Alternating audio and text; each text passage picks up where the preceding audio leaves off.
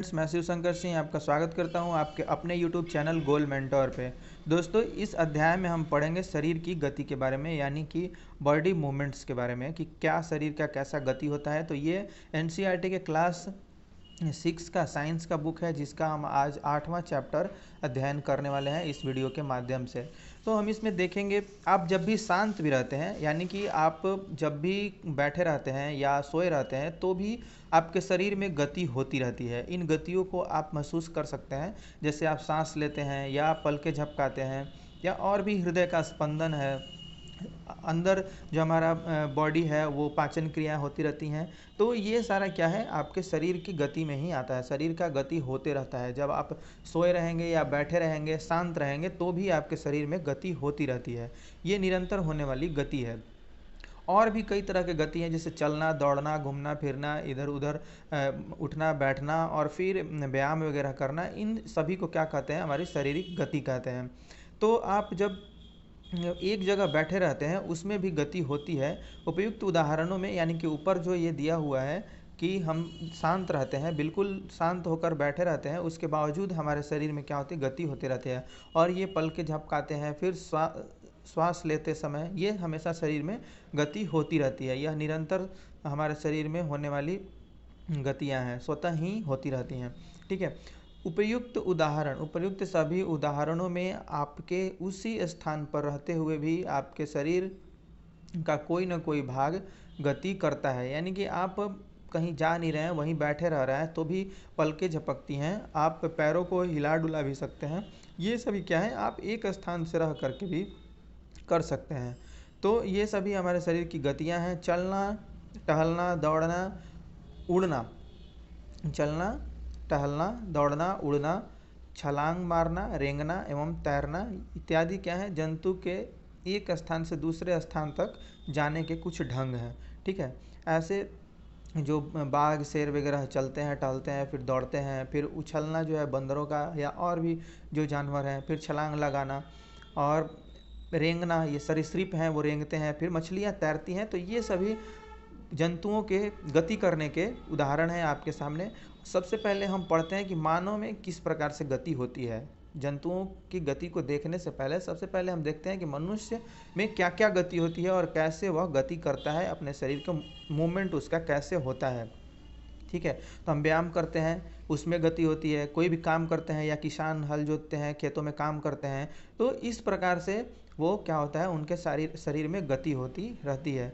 ठीक है। अब गति का कारण क्या है। गति जब हमारे शरीर में होती है, गति मूवमेंट हम अपने बॉडी को जब करते हैं, मूव करते हैं इधर से उधर, तो ये कैसे हो पाती है, कैसे संभव है। हमारे शरीर में क्या है, विभिन्न प्रकार के मोड़ हैं, ज्वाइंट्स हैं और जोड़ हैं। ठीक है। अब एक से अधिक हड्डियां जहां आकर के मिलती हैं, उसको क्या कहते हैं, ज्वाइंट कहते हैं, यानी कि जोड़ कहते हैं। वहां से वो हो करके संधि कहते हैं, या वहां से हो करके बॉडी का जो पार्ट है, जैसे कोहनी पर आके मिलती है वो हड्डी, तो कोहनी हमारा वहाँ से मुड़ता है, वहाँ से हिल जाता है। और फिर कंधा, यानी कि कंधे से हमारा जो आर्म जुड़ा होता है, बाँह जुड़ा होता है, और वहाँ से क्या होता है, वहाँ भी और गर्दन, गर्दन के पास भी जो खोपड़ी आकर के जुड़ती है पीछे से, वहाँ से गर्दन आप हिला पाते हैं। और भी कई तरह के जोड़ होते हैं। तो सबसे पहले आप जोड़ के बारे में समझना चाहिए हमें कि जोड़ होता क्या है, ज्वाइंट होता क्या है। तो एक या दो हड्डी आकर के आपस में जब जुड़ती हैं, उनको क्या कहते हैं, जोड़ कहते हैं। हम शरीर के विभिन्न भागों को उसी स्थान से मोड़ अथवा घुमा पाते हैं जहां दो हिस्से एक दूसरे से जुड़े हों। उदाहरण के लिए कोहनी, कंधा अथवा गर्दन। क्या आप ऐसी कुछ अन्य भागों के नाम बता सकते हैं। इन स्थानों को क्या कहते हैं, संधि कहते हैं। आप उन स्थानों को बताइए जहाँ से बॉडी का हमारा पार्ट जो है वो मुड़ जाता है। ठीक है, मुड़ता है।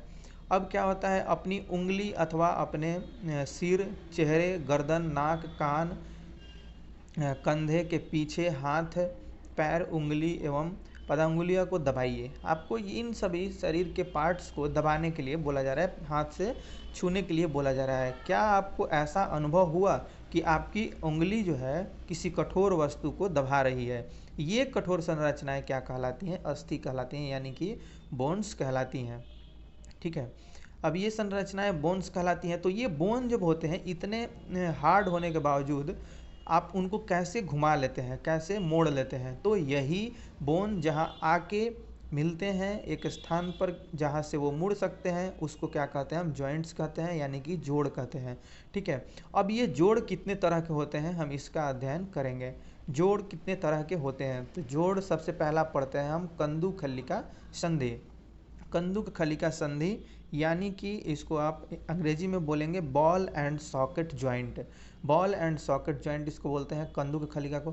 कागज़ की एक पट्टी को ये क्रियाकलाप के माध्यम से हम समझने का कोशिश करते हैं कि कंदुकखलिका जो पट्टी है वो किसको बोलेंगे, यानी कि बॉल एंड सॉकेट जॉइंट है वो किसको बोलेंगे। कागज़ की एक पट्टी को एक बेलन यानी कि सिलेंडर के रूप में मोड़िए। सिलेंडर के रूप में मोड़ देना है आपको, बेलन बना लेना है उससे, ठीक है, कागज़ को।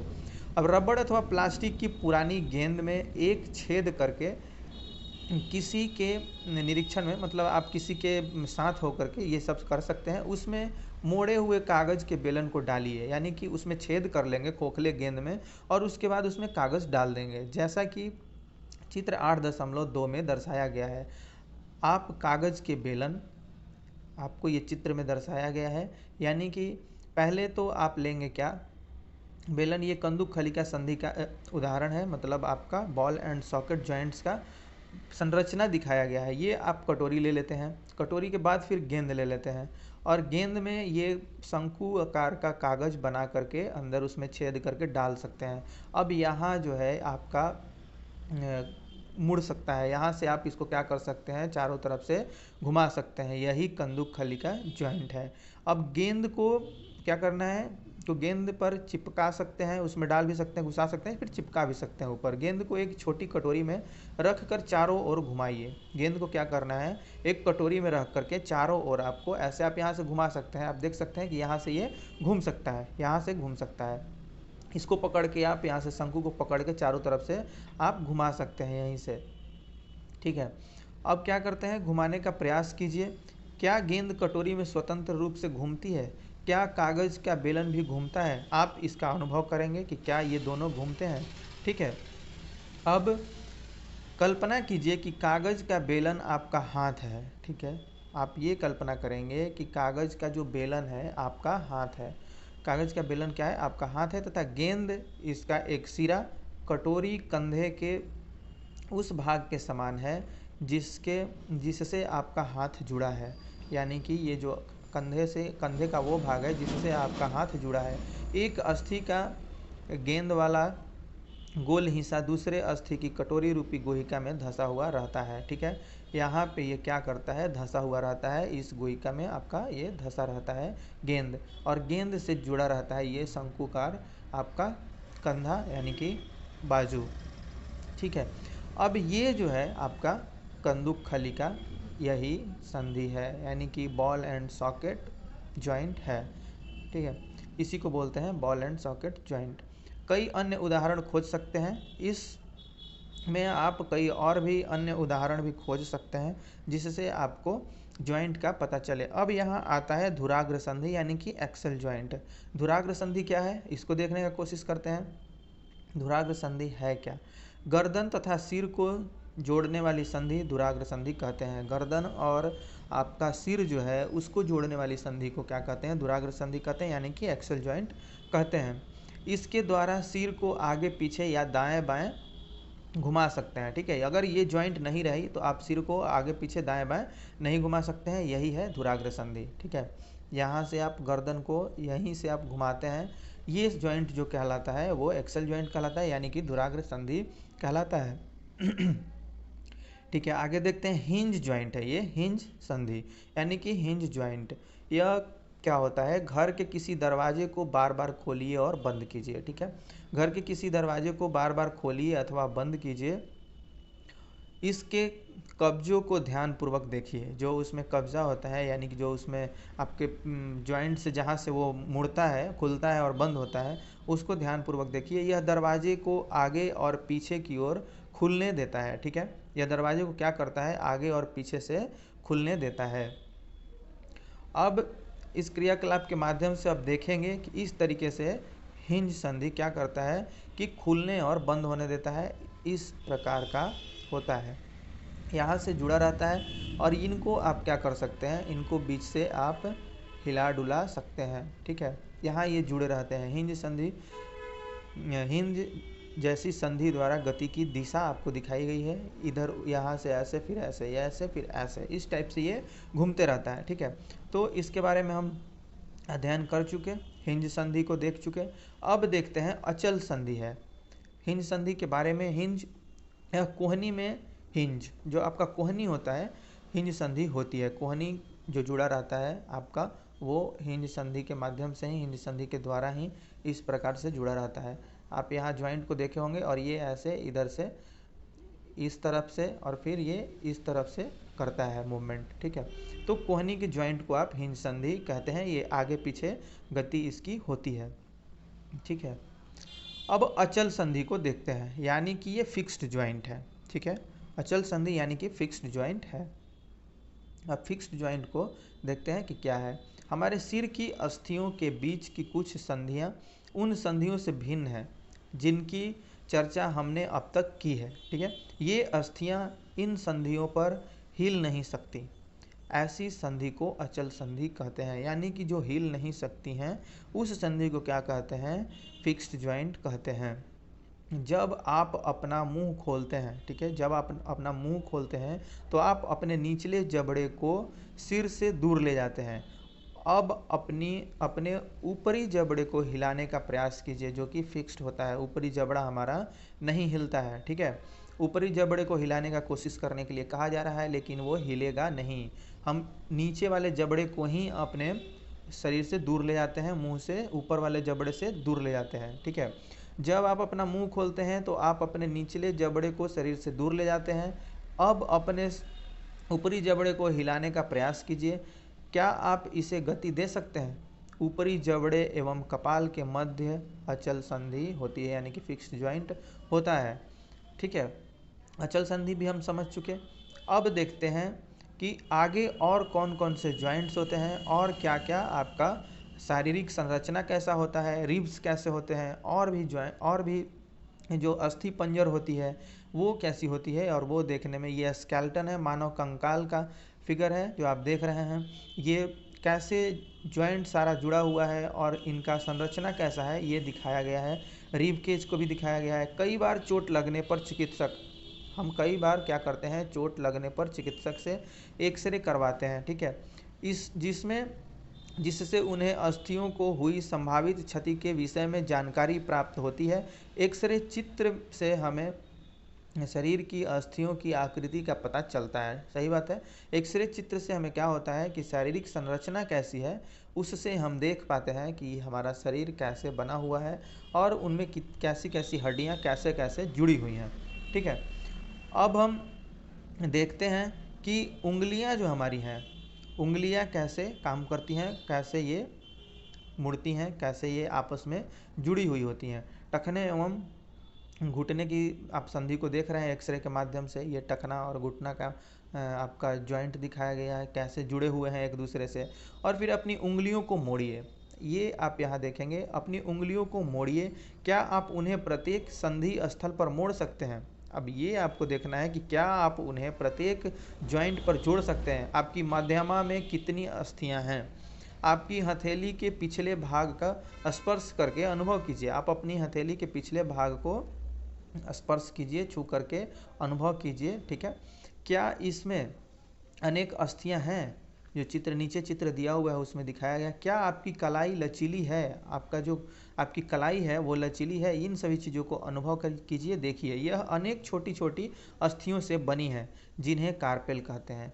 अब जो उंगलियां हमारी होती हैं अनेक छोटी छोटी अस्थियों से मिल करके बनी होती हैं, जिन्हें हम क्या कहते हैं, कार्पेल कहते हैं। ठीक है, उंगलियों के अस्थियों को आप देख सकते हैं। ये आपकी उंगली की अस्थि है, हाथ की हड्डी है। यहाँ आपके कई जॉइंट दिखाई दे देंगे। ये सभी जो क्या कहते हैं, छोटे छोटे अस्थियों से मिल करके बनी होती है, इनको हम कार्पेल कहते हैं। ठीक है, अब देखते हैं, ये हमारा क्या है, पसली पिंजर है, यानी कि इनको हम रीब केज बोलते हैं।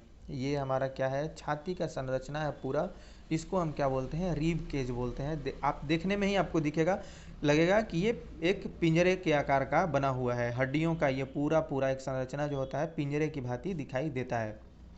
वक्ष की अस्थि यानी कि छाती की जो आपकी अस्थि एवं मेरुदंड से ये क्या होती है, जुड़कर एक बक्से की संरचना बनाती है, संरचना करती है, रचना करती है। ठीक है, इस शंकुरूपी बॉक्से को पसली पिंजर कहते हैं, यानी कि क्या कहते हैं हम, रीब केज कहते हैं। ठीक है, इनको रीब केज कहा जाता है। वक्ष के दोनों तरफ 12 पसलियां होती हैं। हमारे शरीर के कुछ महत्वपूर्ण अंग इसमें सुरक्षित रहते हैं। ये चारों तरफ से जो केज बनाते हैं, इनके केज ये जो बन रहा है, इसमें क्या होता है, 12 हड्डियां दोनों तरफ से होती हैं। ठीक है, अब इनमें कुछ जो हमारे शरीर के महत्वपूर्ण अंग हैं वो क्या होते हैं, सुरक्षित रहते हैं। जैसे फेफड़ा होता है, हृदय होता है, सारा आपका इसी में सुरक्षित रहता है। ठीक है, अब अपनी उंगलियों को अपने मित्र के, इसमें क्या कह रहा है, अपनी उंगलियों को अपने मित्र की गर्दन से आरंभ करके उसकी पीठ पर नीचे की ओर लाइए। आपको एक अनुभव के माध्यम से सब कुछ सीखने के लिए एनसीईआरटी के बुक में दिया रहता है। क्रियाकलाप करके आप खुद से उन सभी चीज़ों को सीख सकते हैं। तो आप जब खुद से उन सभी चीज़ों को सीखेंगे तो ये आपके दिमाग में हमेशा के लिए फिक्स हो जाता है, हमेशा के लिए परमानेंट मेमोरी में चला जाता है, क्योंकि आप उसको एक प्रैक्टिकल करके देख चुके हैं। तो अपनी उंगलियों को अपने मित्र की गर्दन से प्रारंभ करके उसकी पीठ पर नीचे की ओर लाइए। ठीक है, आपके द्वारा अनुभव की गई संरचना मेरुदंड है। जो आप छोटे छोटे जॉइंट्स के रूप में इनको देखेंगे, ये क्या कहलाते हैं, मेरुदंड कहलाते हैं, यानी कि स्पाइनल कॉर्ड कहलाते हैं। ठीक है, ये हड्डियां जो हैं छोटे छोटे टुकड़ों से मिल करके बनी होती हैं, ये क्या कहलाती हैं, रीढ़ की हड्डी, और हमारे गर्दन से नीचे की ओर जाती हैं और कमर तक जुड़ी होती हैं। ये क्या कहलाती है, मेरुदंड कहलाते हैं, यानी कि स्पाइनल कॉर्ड कहलाती हैं। ठीक है, यह अनेक छोटी छोटी क्या होती हैं, अस्थियों से बनी होती हैं, जिसे कशेरुका कहते हैं। अब इनको क्या कहते हैं, कशेरुका कहते हैं। भाई जो छोटी छोटी हड्डियां हैं और इनसे ये मिल करके बनी हैं, उनको हम क्या कहते हैं, कशेरुका कहते हैं, यानी कि वर्टेब्रा बोलते हैं, वर्टेब्रा इनको बोलते हैं, कशेरुका कहते हैं। मेरुदंड 33 कशेरुकाओं से बना होता है। ये जो छोटे छोटे यहाँ पे ज्वाइंट हैं, ये कितने होते हैं, 33 होते हैं। इनकी संख्या जो होती है वो 33 होती है। ये सभी को आप ज़रूर नोट डाउन करेंगे, याद करने में आपको सुविधा होगी और परीक्षा के लिए भी उपयोगी ये साबित होते हैं। अब यहाँ पे आपको ध्यानपूर्वक इस चित्र को देखने के लिए कहा जा रहा है। ठीक है, आप ध्यानपूर्वक इस चित्र को देखेंगे। इस चित्र को आप जब ध्यानपूर्वक देखने के लिए आपको कहा जाता है, तो यानी कि ये 8.13 को ध्यानपूर्वक देखने के लिए बोला जा रहा है, यानी कि इसको देखने के लिए बोला जा रहा है। इसके माध्यम से आपको ये समझाने का कोशिश किया जा रहा है इस पिक्चर के माध्यम से कि इसमें अस्थिपंजर में हमारी जो बहुत सी हड्डियां होती हैं, हड्डियों से ये मिल करके बना होता है, इसमें बहुत सारे अंग क्या होते हैं, सुरक्षित रहते हैं, और इनको इसलिए केज की तरह दिखाया गया है और उसमें हड्डियों को सुरक्षित दिखाया गया है। अब हम देखते हैं 8.13 को। ठीक है, 8.13 को दिखाते हैं। अब इनमें क्या होता है कि पूरा का पूरा ये जो संरचना है, इसमें हमारा कौन सा अंग जो है वो सुरक्षित रहता है। जैसे अस्थिपंजर में, पसली पिंजर में हमारा बहुत सारा हृदय, फेफड़ा सुरक्षित रहता है, और यहाँ आपके कंधे के जोड़ में, कंधे का जोड़ यहाँ से शुरू होता है, कंधे का जोड़ दिखाया गया। फिर यहाँ इसी संरचना में जो खोखली संरचना होती हैं, इसमें फेफड़े और हमारे हृदय भी समाहित रहते हैं, इसी के अंदर सुरक्षित रहते हैं। ठीक है, अब देखते हैं हम कि और कहाँ जो बॉक्स नुमा आकार बना हुआ है, वहाँ पे कौन सा हमारा शरीर का नाजुक भाग सुरक्षित रहता है। ठीक है, ध्यान से देखिए, यह संरचना श्रेणी अस्थियां हैं। ठीक है, यह एक सीरीज बोन है। यह बॉक्स के समान एक ऐसी संरचना बनाती हैं जो आपके आमाशय के नीचे पाए जाने वाले विभिन्न अंगों की रक्षा करती हैं। ठीक है, जो पैंक्रियाज के नीचे बहुत सारे जो पार्ट होते हैं बॉडी के हमारे, उनको क्या करती हैं, सुरक्षा प्रदान करती हैं।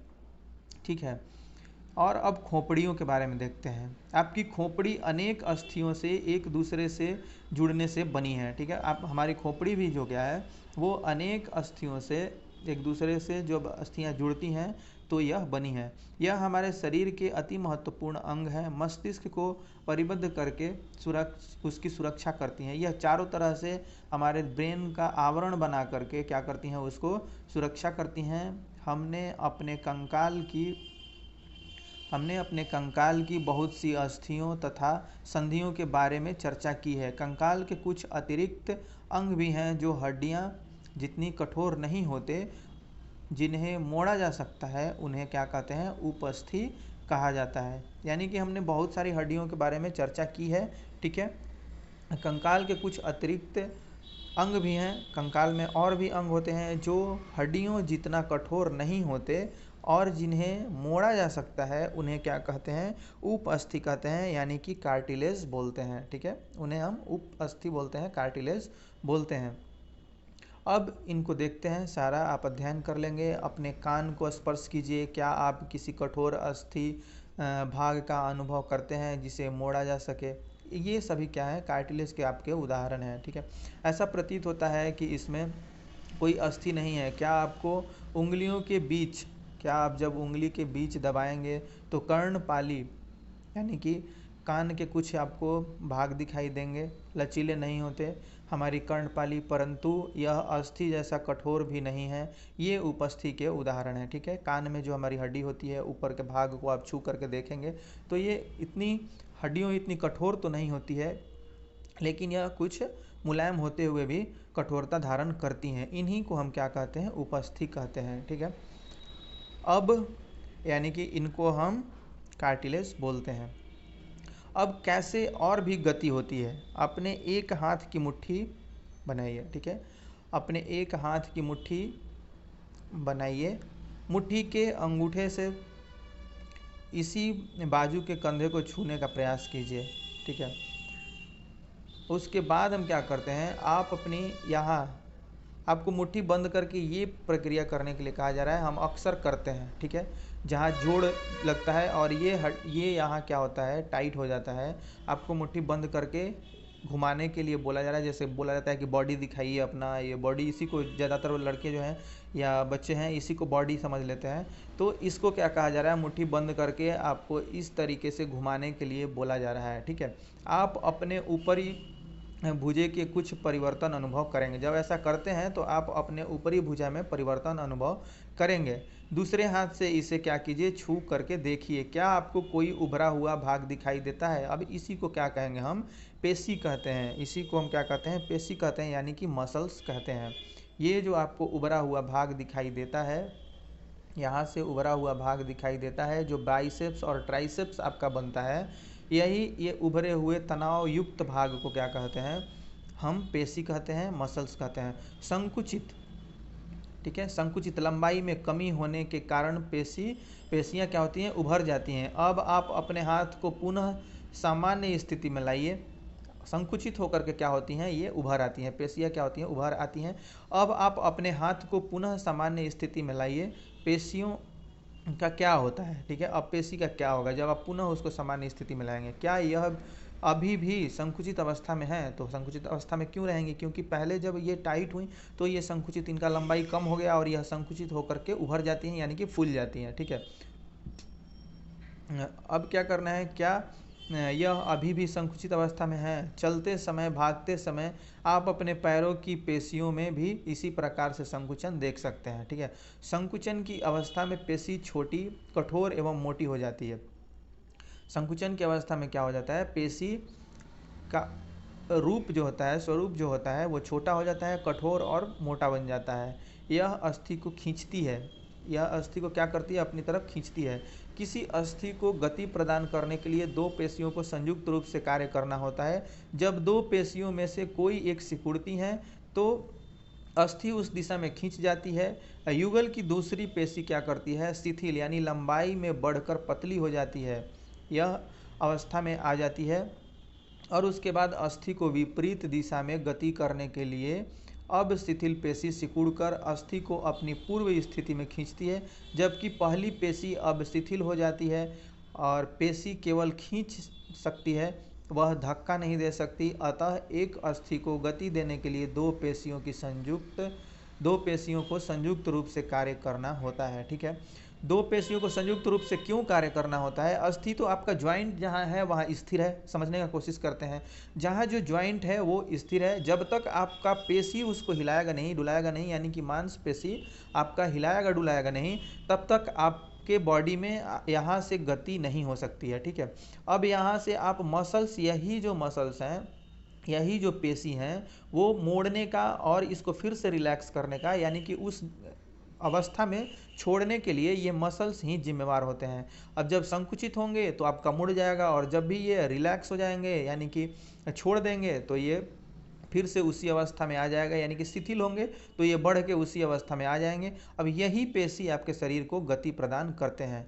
अब जंतुओं की चाल देखते हैं, जंतु में किस प्रकार से गति होती है। ठीक है, जंतु कैसे चलते हैं, इनके अंदर क्या क्या जॉइंट्स होता है, इसके बारे में हम पढ़ने का कोशिश करते हैं। शारीरिक गति को आप महसूस कर चुके होंगे, देख चुके होंगे, पढ़ चुके होंगे।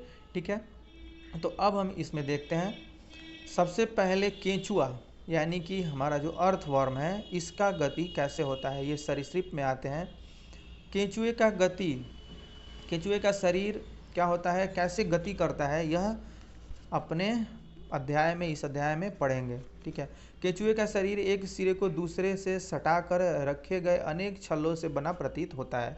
आप जब देखेंगे केंचुए का शरीर तो लगेगा आपको कि बहुत सारे संरचनाओं से, यह के छल्लों के संरचनाओं से जुड़ करके बना है। यहाँ पे आपको ज्वाइंट से कटे कटे से दिखाई देंगे, यानी कि रिंग सा आपको दिखाई देगा। यहाँ आप देख सकते हैं रिंग सा दिखाई देगा, और यह छाला जैसा प्रतीत होता है। केंचुए के शरीर में अस्थियां नहीं होती, परंतु इसमें पेशियां होती हैं, यानी कि मसल्स होते हैं, जो इसके शरीर के घटने और बढ़ने में सहायता करते हैं। ठीक है, पेशी को ही वहाँ भी हम संकुचित कर रहे थे, फिर रिलैक्स कर रहे थे, अपने शरीर में भी तो वहाँ गति होती थी। ठीक है, इसके शरीर के घटने और बढ़ने में सहायता करती हैं, ये पेशियां ही इसके शरीर में गति प्रदान करती हैं।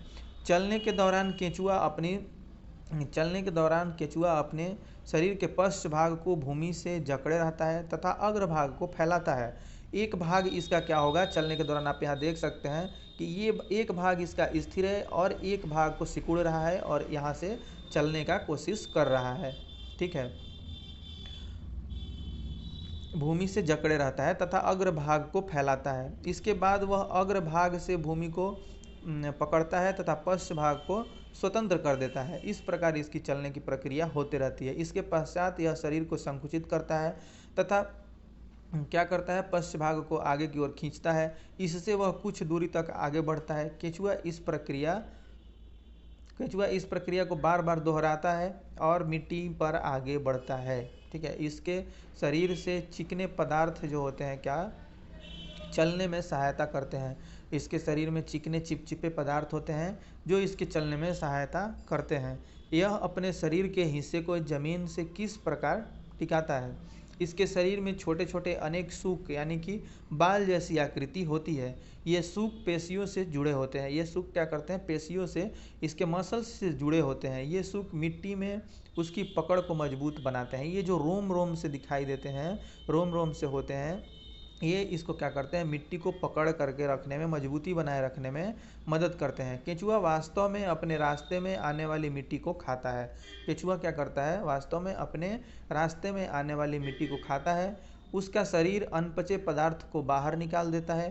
केंचुए द्वारा किया गया यह कार्य मिट्टी को उपजाऊ बना देता है, जिससे क्या होता है, पौधे को फायदा होता है। इसीलिए क्या बोला जाता है, केंचुआ को किसान का मित्र कहा जाता है। ये चलता है, इसमें सुक होते हैं, यानी कि बाल जैसी आकृति होती है। फिर चिपचिपा ऊपर से आप देखते होंगे, अगर छू करके महसूस किए होंगे, मछली मारने के लिए देहात में इसका इस्तेमाल होता है। तो जब भी आप, या अभी इसका फर्टिलाइज़र बनाने में भी बहुत ज़्यादा केंचुए का इस्तेमाल हो रहा है, किसान कर रहे हैं। ठीक है, तो जब भी आप इसे छू करके देखेंगे तो चिपचिपा होता है, जो इसके शरीर को गति प्रदान करने में, यानी कि चलने में सहायता करता है। और जो इस पे सूख होते हैं, यानी बाल जैसी जो आकृति होती है, मिट्टी के पकड़ को मजबूत करने में क्या होती है, सहायक होती है। और यह मिट्टी को खाता है, खाते हुए चलता है और फिर अनपचे भाग को बाहर निकालता है यानी कि मल त्याग करता है, और इससे क्या होता है, मिट्टी हो जो होती है उपजाऊ हो जाती है। अब पढ़ते हैं घोंघा के बारे में। घोंघा क्या है, यानी कि स्नैल होता है, घोंघा स्नैल को बोलते हैं। घोंघा में गति कैसे होती है, किसी बगीचे में एक घोंघे का अवलोकन कीजिए। ठीक है, क्या आप इसकी पीठ पर गोल संरचना देखते हैं? जो आप इसके पीठ पर गोल संरचना देखते हैं घोंघा का, यही होता है, इसे कवच कहते हैं, इसे कवच कहते हैं। और यह घोंघे का बाह्य कंकाल होता है, इसका जो होता है बाहरी कंकाल होता है, स्केलेटन एक तरह से इसको बोला जा सकता है। परंतु यह अस्थियों का बना नहीं होता, यह कवच एकक होता है, यानी कि यह हड्डी नहीं होता है, यह एक तरह के पदार्थों से, एक तरह की चीज़ों से मिलकर के बना होता है। ठीक है, घोंघा को चलने में कोई सहायता नहीं करता है। यह क्या करता है, घोंघा को चलने में कोई सहायता नहीं करता है, यह घोंघा के साथ खींचता जाता है। यह जो होता है घोंघा के साथ खींचता जाता है, यह अस्थि नहीं होता है, यह क्या होता है, एक ही प्रकार के वस्तु, एक ही प्रकार के पदार्थों से मिल करके बना होता है, और एक तरह से यह कवच होता है, लेकिन यह इसका अस्थि नहीं होता है। घोंघे को कांच की पट्टी पर रखकर इसका प्रेक्षण कीजिए। घोंघा को क्या करना है, आपको कांच की पट्टिका पर रखकर जो आर पार दिखाई दें उससे आप देखेंगे, नीचे नीचे से आप देखेंगे, ऊपर आप कंधे के ऊपर ले जा करके आप नीचे से देखेंगे तो इसकी गति जो है आपको स्पष्ट दिखाई देगी। यह कैसे, यह भी एक तरफ से अपने शरीर को मोड़ता है और एक तरफ से क्या करता है, रिलैक्स छोड़ता है, फिर एक तरफ से संकुचित करता है और फिर रिलैक्स छोड़ता है, और बीच का ये जो भाग होता है यहाँ खोखला होता है, फिर जब कोई भी अनहोनी अनुभव करता है तो इसमें छिप जाता है। इस तरीके से इसमें गति होती है। ठीक है, अब तिलचट्टा का देखते हैं, इसका स्नेल को देख लेते हैं। यहाँ पे कवच का छेद खुलने पर आपको जो मैंने अभी बताया कि आप प्रयोग करके देखेंगे कांच पर, ये इसमें आपको पैर जैसे संरचना दिखाई देंगे और इसमें पेशी जो है दिखेगी। उसके बाद आपको पूरा का पूरा जो आप केंचुआ का पढ़ रहे थे, केंचुए का संरचना देख रहे थे, उसी तरीके से यह एक तरफ से अपने शरीर को छोड़ता है और फिर एक तरफ से अपने शरीर को खींचता है, रिलैक्स करता है, फिर संकुचित करता है, रिलैक्स करता है और फिर संकुचित करता हुआ ये आगे बढ़ता जाता है। यह लहराते हुए आपको दिखेगा, ये वेव जैसा चलता हुआ दिखाई देगा आपको। अब तिलचट्टा के बारे में देखते हैं, तिलचट्टा कैसे गति करता है। तिलचट्टा के गति को हम यानी कि कॉकरोच कैसे चलता है इसको देखते हैं। तिलचट्टा जमीन पर चलता है, दीवार पर चढ़ता है, वायु में उड़ता है।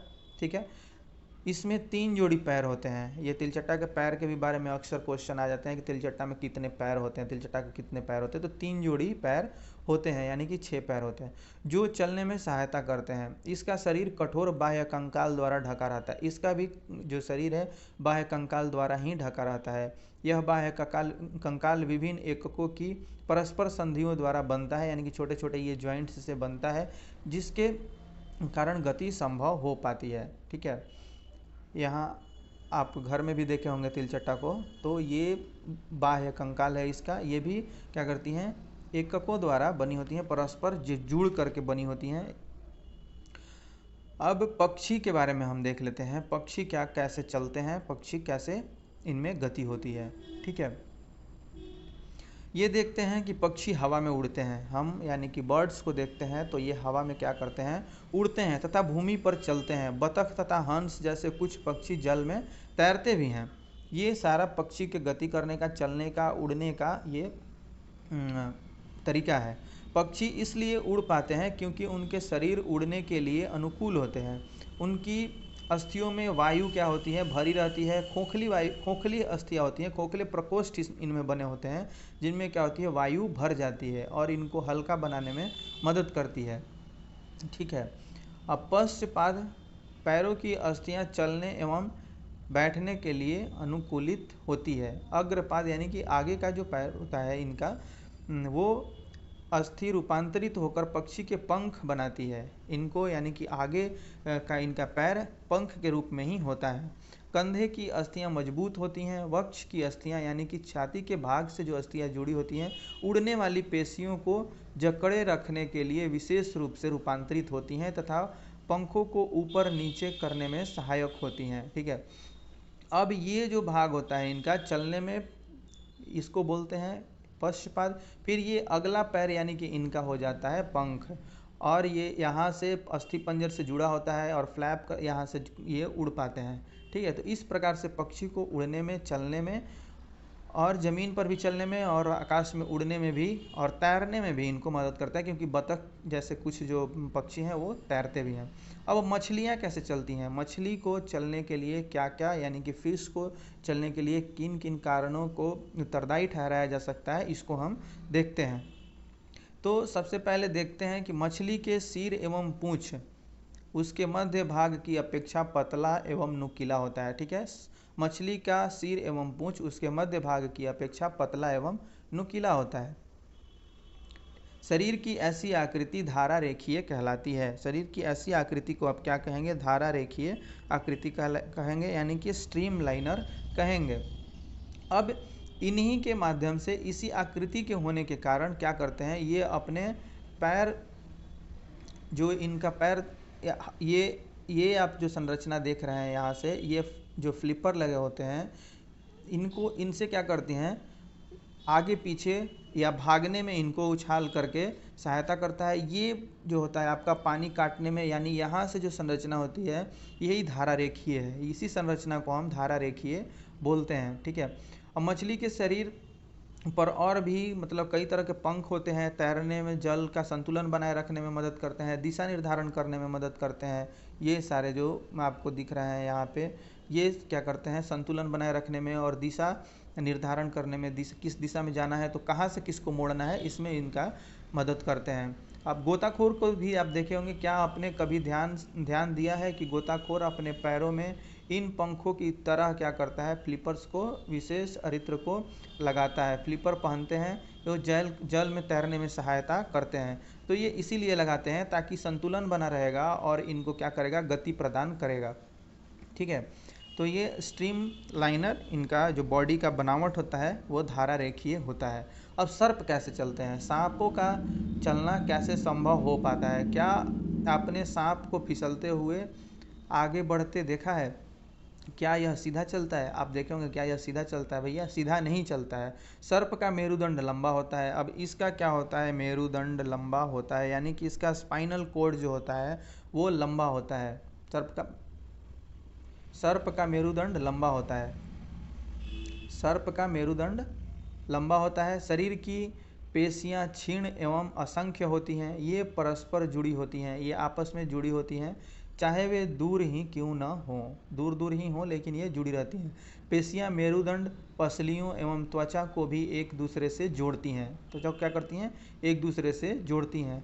सर्प का शरीर अनेक वलय में मुड़ा रहता है। ये भी इनका रिंग जैसा होता है और ये मुड़ा होता है। इसी प्रकार सर्प का प्रत्येक वलय आगे की ओर धकेलता है। ये रिंग जैसा जो होता है, जो आपको केंचुआ में होता था, प्रत्येक वलय जो क्या करता है, आगे की ओर धकेलता है।